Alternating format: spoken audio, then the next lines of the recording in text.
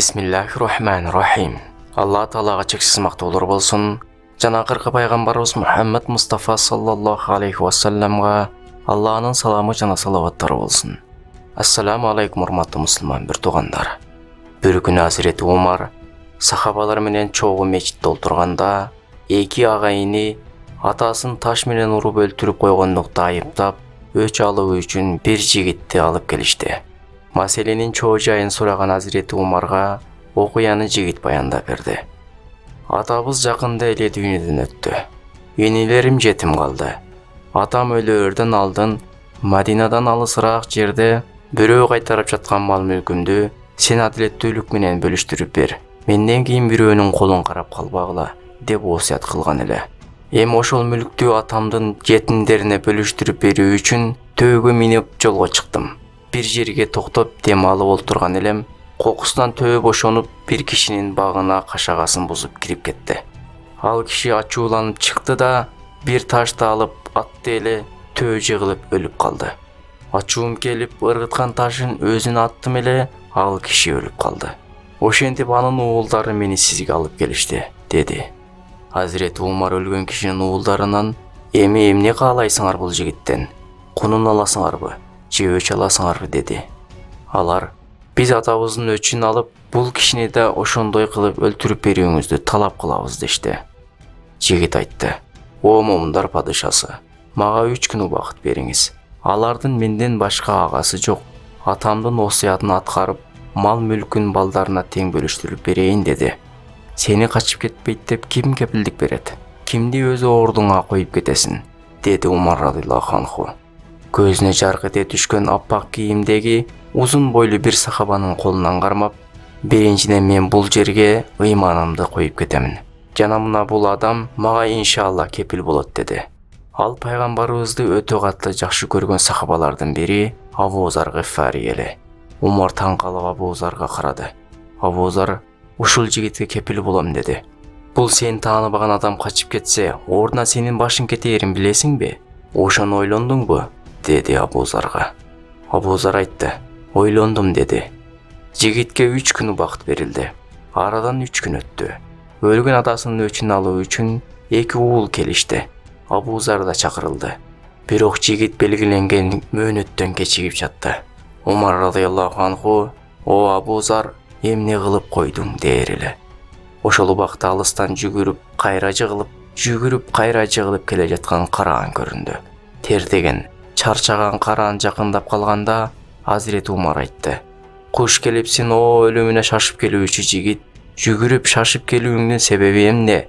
Качып кетсең болор эле го" деп суроо узатты. "О момундардын падышасы, 3 күндөн бери Алладан ыймансыз өтүп кетпейин деп өмүр сурайм. Мен бул жерге ыйманымды таштап кеттим эле. Качып кетсем кийин адамдар айтышпайбы?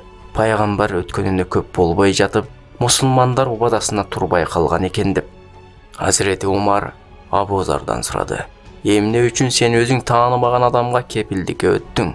Абу Зар жооп берди: "О момундардын падышасы, пайгамбарыбыздын өткөнүнө көп болбой жатып, мени мусулман деп, мага жакшы күмөн кылып, кепил болуп бер десе, мен андан баш тартсам кийин адамдар айтышпайбы? Ошондой эле мусулмандар бири-бирине ишенбей калышкан экен" деп. Ошондо атасынын өчүн алуу үчүн келген 2 уул: "Биз атабыздын өчүн кечтик" деди. Умар радыйаллаху анху эмне үчүн алардын мындай кылгандыгын сурады. Алар пайгамбарыбыздын өлгөнүнө көп болбой жатып, мусулмандар кечиримдүүлүктөн тайышкан экен деп айтпасын деп атабыздын өчүн кечтик. Мындай такып адамды жазага тарткан менен атабыз тирилип келбейт дешти. Ошондо Азирети Умар: "Эгер ушул абалдан жазбасак эле, биз жоголуп кетпейбиз" деген экен. Окуядан алына турган биринчи пайда: ар бир адам дайыма өзү менен кошо осуятын кимде канча аласа бересе бар, дагы канча байлыгың бар, алар кайсыл жерде сакталат, кагазга жазып ала жүрүү керек. Жада калса телефонуңдун паролун да жазып кой. Мүмкүн болсо үйдөгүлөрдүн паролуңду жашырбай эле кой. Себеби сен каза болгонуңдан кийин алар телефонуңду пайдалана алсын.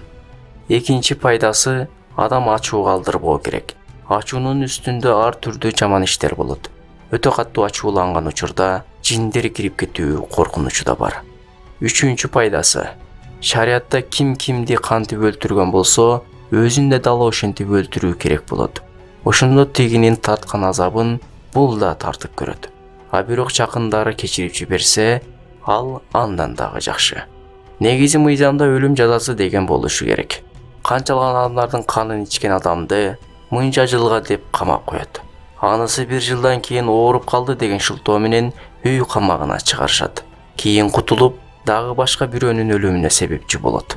Ошону биринчи адам өлтүргөндө эле өлүм жазасына тартылганда, канчалаган өмүрлөр сакталып калар эле. 4-үнчү пайдасы.